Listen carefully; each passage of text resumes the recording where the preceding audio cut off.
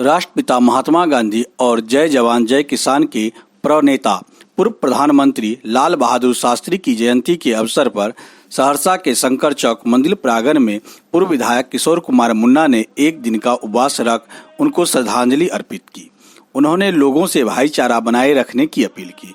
उन्होंने कहा कि कोई भी देश तब तक विकास नहीं कर सकता जब तक कि ऊंच नीच जातीयता को खात्मा पूरी तरह से न किया जाए। मंच पर बैठे हुए हमारे तमाम सम्मानित इस सत्याग्रह में शामिल होने के लिए हमारे जो भी अभिभावक, बच्चे, विद्यार्थी जितने भी आए हैं हम सभी का स्वागत करते हैं। असल बात बोलने का लय टूट गया है, बहुत दिन के बाद बोल रहे हैं मन से।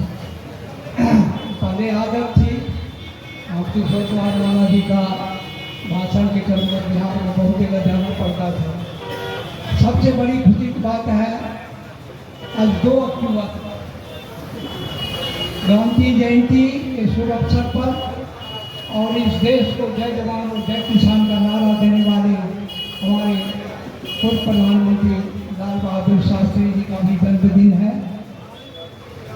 और एक महान व्यक्ति भी हमारे बीच से चले गए हैं, डॉक्टर एस स्वामीनाथन, जो विश्व में आज जितने भी आज किसान हैं बाहर के भीड़ से मैक्सिकन के अमेरिका से और विश्व के अनेक देशों से मंगाना पड़ता था।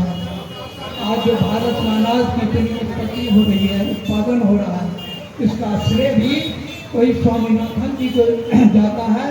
उनका पूरा वृत्तांत जब आप पढ़ेंगे तब आकलन कीजिएगा जो उनका कितना महान व्यक्तित्व था। सिर्फ कृषि के क्षेत्र में ही दुनिया को एक अलग संदेश दिया। इस मौके पर बिना नाम लिए संसद के अंदर मनोज झा द्वारा पढ़ी गई ठाकुर का कुआं और पूर्व सांसद आनंद मोहन के पलटवार का भी जिक्र किया। उन्होंने कहा कि यह समरसता सत्याग्रह जातीय धार्मिक विद्वेष और समाज में नफरत के खिलाफ है। आज जो भी संसद में वाल्मीकि जी की कविता पढ़ी गई, मैं मानता हूं कि बगैर पढ़े हुए भी वो सांसद अपनी बात को कह सकते थे। और फिर 6 दिन के बाद उसी दल के एक विधायक और पूर्व सांसद ने जिस तरह से भाषा को उपयोग किया, यदि मैं राज्यसभा में रहता तो जी काट के सभापति को उछाल देता। और फिर प्रतिक्रिया शुरू हुआ। किसी ने कहा गर्दन काट देंगे तो किसी ने कहा कि उसे खत्म कर देंगे। लोकतंत्र में ये बहुत ही अत्यंत निंदनीय है। समाज एक जाति और धर्म से नहीं बनता है। समाज जिस तरह से राजपूत जाति गौरवपूर्ण जाति है, उसी तरह से ब्राह्मण समाज भी गौरवपूर्ण उसका इतिहास रहा है। उसके अलावा यादव समाज हो, पचपनिया समाज हो, मुस्लिम समाज हो, समाज के सभी वर्गों का इस देश को बनाने में, उसके विकास में, उसकी उन्नति में उसका योगदान रहा है। किसी भी जाति को आप नकार नहीं सकते हैं। लेकिन आज जिस तरह से बिहार वो धरती है जहाँ देवता आकर भी ज्ञान प्राप्त किया है, बिहार वह धरती है जहाँ दुनिया के छात्र आकर नालंदा और विक्रमशिला में पढ़ाई करता था। बिहार वह देश है जहाँ आर्यभट्ट पैदा लिया जिन्होंने शून्य का आविष्कार किया। बिहार प्रतिभाओं का देश है, लेकिन आज बिहार सबसे ज़्यादा मेन सप्लायर बन गया है। सबसे ज़्यादा पूरे देश और दुनिया में यहाँ से मजदूर जाता है। और जब भी चुनाव आता है तभी सिर्फ नफरत और जातीय वितुष्टता का बात क्यों होता है, एक दूसरे को क्यों लड़ाया जाता है? क्या आपको मालूम नहीं है कि जो नेता इसके पीछे खड़े हैं उनके बारे में, इतिहास के बारे में जानिए कि उन्होंने एक साजिश के तहत आज कोई भी सांसद बोल रहा है राज्यसभा में तो उससे भी बुलवाया गया है।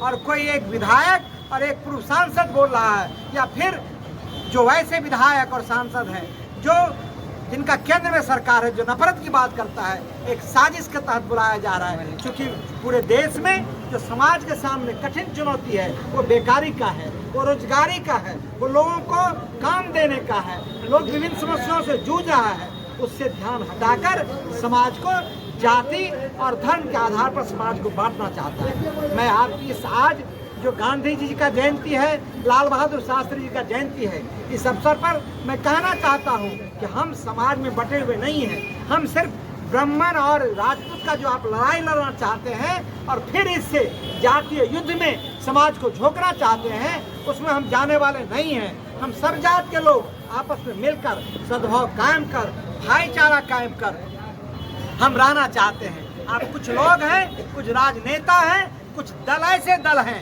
जो चुनाव आने पर जात और धर्म की बात करता है और वैसे ही लोग को टिकट देता है जो इसके चैंपियन हो, जो इसके एक्सपर्ट हो। आप नहीं जानते हैं कि हमने पूर्व में कितना समाज लड़ा है, कभी यादव राजपूत में, कभी ब्राह्मण राजपूत में, कभी हिंदू मुसलमान में, कभी पचपनिया अगड़ा में, कभी अगड़ा पिछड़ा में, और इससे मिला क्या? समाज मुक्ति मिला नहीं। इसलिए गांधी जी ने कहा था कि हम, और गांधी जी ही नहीं बल्कि जो समाजवादी लोग हैं, लोहिया जी ने कहा था कि हिंदुस्तान का मुक्ति तब होगा जब जातीय विद्रोह होगा। जातिवादी समाज, जो जातिवादी स्थापना की बात होती है, वो खत्म होगा। हम आज, आप सही कहा लोगों ने, आज तो अंतरजातीय विवाह होता है। गांधी जी वहीं जाते थे जहां अंतरजातीय विवाह होता था। आज इस देश में वैसे नेताओं की कमी हो गई है जो सत्य को सत्य बोल सके। नेता वही बोलता है जिससे उनको तात्कालिक फायदा हो, नेता वही बोलता है। मैं उन लोगों से अपील करता हूँ कि आप उनके साजिश को समझिए, षड्यंत्र को समझिए। इसलिए हमने आज समरसता का गांधी जी के जयंती और लाल बहादुर शास्त्री जी के जयंती पर जो सामाजिक विद्वेष, जो जातीय वैमनस्यता फैलाने की कोशिश हो रही है, उसके विरुद्ध आज हम सब लोग एकजुट हैं। और मैं दावे के साथ कहता हूँ उसका षड्यंत्र सफल नहीं होगा। हम आपस में मिलकर समाज के सभी वर्ग के लोग मिलकर रहेंगे, ये आपसे मैं कहना चाहता हूँ। तो हेलो गाइस, आपका मेरे न्यूज़ लिंक लाइव में आपका स्वागत है। तो याद करता हूँ आप ठीक ही होंगे। तो गाइस, हमारे चैनल को लाइक, सब्सक्राइब और शेयर करना ना भूलें और बेल आइकन को भी प्रेस कर दें। तब तक के लिए थैंक यू और जय हिंद भारत।